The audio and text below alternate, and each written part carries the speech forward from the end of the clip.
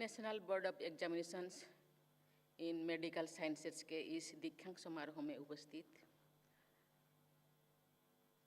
अध्यक्ष डॉक्टर अभिजात सेठ जी, विभाग के सचिव श्री अपूर्व चंद्रा जी, यूरोलॉजी सोसाइटी के पूर्व अध्यक्ष प्रोफेसर मोहेश देसाई जी, गणमान्य अतिथियों, शिक्षकगण एवं विद्यार्थीगण, देवियों और स्वजनों, आज डिप्लोमा, डॉक्टरेट और फेलोशिप की उपाधियां प्राप्त करने वाले सभी विद्यार्थियों को मैं बहुत बहुत बधाई देती हूँ।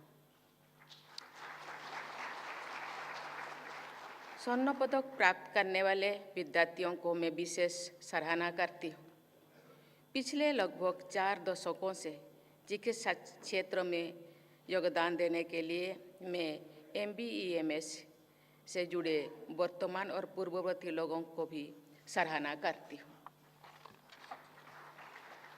मुझे बताया गया है कि NBEMS के प्रयासों से देश में विशेषज्ञों डॉक्टरों की उपलब्धता में काफ़ी वृद्धि हुई है। मुझे विश्वास है कि uniform standards of education and examination के लक्ष्यों को तो आप सब हासिल करते ही रहेंगे, साथ ही साथ भारत में स्वास्थ्य सेवा के प्रतिमानों को विश्व स्तरीय बनाने के प्रयासों को आप महत्वपूर्ण योगदान देंगे।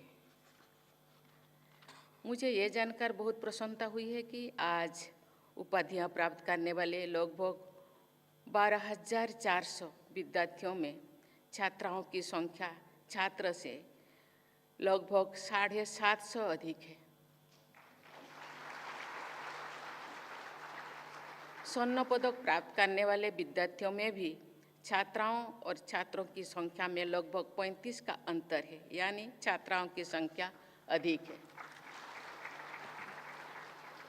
अधिकांश परिवारों के संदर्भ में ये बात कही जा सकती है कि लड़कियों को सीमाओं का एहसास कराया जाता है, अंकुश लगाया जाते हैं, कम आज़ादी दी जाती है, सुविधाएं भी कम मिलती हैं। परिवार से बाहर भी समाज में सार्वजनिक क्षेत्रों में लड़कियों को अपनी सुरक्षा तथा समाज की स्वीकृति के बारे में अतिरिक्त सचेत रहना पड़ता है। ऐसे परिवेश में योग्यता के सर्वोच्च मानकों पर अपनी श्रेष्ठता सिद्ध करने हमारी बेटियों नए भारत का नए चित्र प्रस्तुत कर रही हैं। मैं यहाँ उपस्थित सभी बेटियों को हृदय से साधुवाद देती हूँ। मेडिकल एजुकेशन में पोस्ट ग्रेजुएट और उससे भी ऊपर के स्तर की उच्च शिक्षा में छात्राओं को आगे बढ़ना हमारे समाज और देश की बहुत बड़ी उपलब्धि है। इस राष्ट्रीय उपलब्धि में सक्रिय योगदान देने के लिए मैं NBEMS की पूरी टीम को बहुत बहुत बधाई देती हूँ।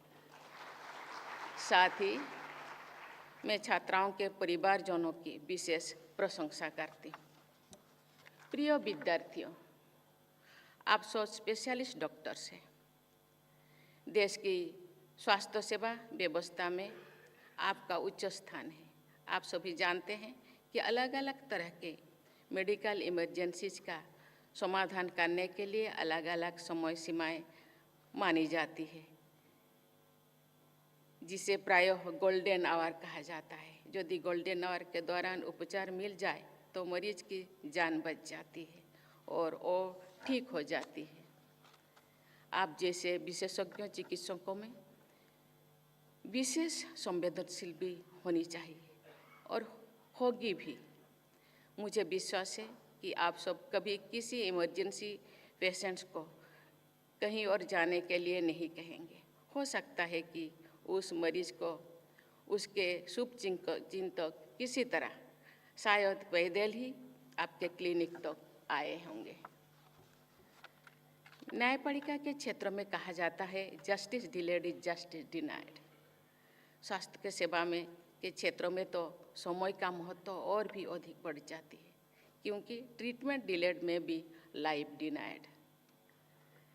कभी कभी ऐसे दुखद समाचार मिलते हैं कि यदि समय से उपचार मिल जाता तो व्यक्ति की प्राण रक्षा हो जाता।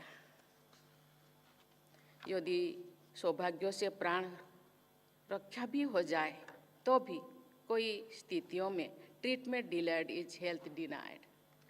ऐसे उदाहरण पैरालिसिस के मरीजों में अक्सर देखने को मिलता है। समय से उपचार ना मिले तो मरीज अंग संचालन की क्षमता खो बैठते हैं और दूसरों की सहायता पर आश्रित हो जाती है। उच्चतर तथा उच्चतम विशेषज्ञों हासिल करने के बाद कभी कभी ये स्थिति पैदा हो जाती है जब चिकित्सक मरीज को केवल अपनी विशेषज्ञता की दृष्टि से देखने लगते हैं। उदाहरण के लिए कार्डियक केयर के विशेषज्ञों को हमेशा ये ध्यान रखना है कि मरीज को शरीर केवल कार्डियोवास्कुलर सिस्टम नहीं है। उसी तरह न्यूरो फिजिशियन और सर्जन को भी ये ध्यान देना है कि मरीज की गैस्ट्रो इंटेस्टिनल ट्रैक्ट को ठीक रखना भी अपना ही इतना ही जरूरी है। सुपर स्पेशलिस्ट के परामर्श के बीच मरीज समझ नहीं पाता है कि वो क्या करें। बहुत से मरीज बड़े डॉक्टर साहब के सामने खुलकर बोल भी नहीं सकते। इसीलिए आप सबको ये ध्यान देना है कि मरीजों की होलिस्टिक हीलिंग आप सबका लक्ष्य होना चाहिए। आप जैसे विशेषज्ञ चिकित्सकों से मैं 3 बातों पर ध्यान देने की अनुरोध करना चाहूँगी। Prompt health care, sensitive health care, inexpensive health care. गरीब मरीजों की सेवा के लिए निःशुल्क समय दान करके आप सब देश और समाज को अपना अमूल्य योगदान दे सकते हैं। प्रिय विद्यार्थियों, मैं समझती हूँ कि यदि केवल प्रतिष्ठा और धन अर्जन करना ही आपका उद्देश्य होता तो आप कोई और व्यवसाय भी चुन सकते थे।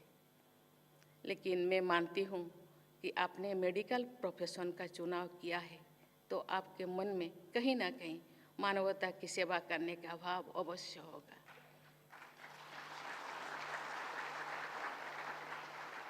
उस सेवा भाव को बचाना है, बढ़ाना है तथा प्रसारित करना है। अपने सीनियर्स में आप उनको आदर्श बनाइए जिन्होंने खूब स्नेह और सम्मान अर्जित किया है। ऐसे बहुत से डॉक्टर हैं जो बहुत सफल भी हैं और अत्यंत सम्मानित भी हैं। मैं चाहूँगी कि आप सब अपने जीवन में सफलता और सार्थकता के सामंजस्य बनाकर बहुत आगे बढ़ें। ये जानकर मुझे प्रसन्नता हुई है कि डॉक्टर पॉपुलेशन रेशियो की दृष्टि से हमारे देश में डॉक्टरों की उपलब्धता अंतर्राष्ट्रीय मानकों के अनुरूप है। फिर भी हमारे देश की विशाल आबादी को देखते हुए डॉक्टरों की उपलब्धता निरंतर बढ़ाने की आवश्यकता है। इस दिशा में NBEMS का प्रयास बहुत महत्वपूर्ण है। आप सबका ये प्रयास होना चाहिए कि संख्या के साथ साथ गुणवत्ता को भी प्राथमिकता दी जाए। नंबर यानी क्वांटिटी के साथ साथ स्टैंडर्ड यानी क्वालिटी पर समान रूप से ध्यान देना चाहिए। भारत के डॉक्टर ने विश्व स्तर पर अपनी विशेष पहचान बनाए है। अफोर्डेबल मेडिकेयर के कारण हमारे देश मेडिकल टूरिज्म का एक प्रमुख केंद्र बनाया गया है। देश की स्वास्थ्य सेवा प्रणाली का सबसे महत्वपूर्ण अंग हमारे डॉक्टर ही तो है। आप जैसे विशेषज्ञों डॉक्टर देश के स्वास्थ्य सेवाओं को और अधिक ऊंचाई पर ले जाएंगे, ये मेरे विश्वास है। विशेषज्ञों डॉक्टर की आप सबकी ये पीढ़ी वर्ष 2047 के विकसित भारत की विकसित स्वास्थ्य सेवाओं को नेतृत्व प्रदान करेगी।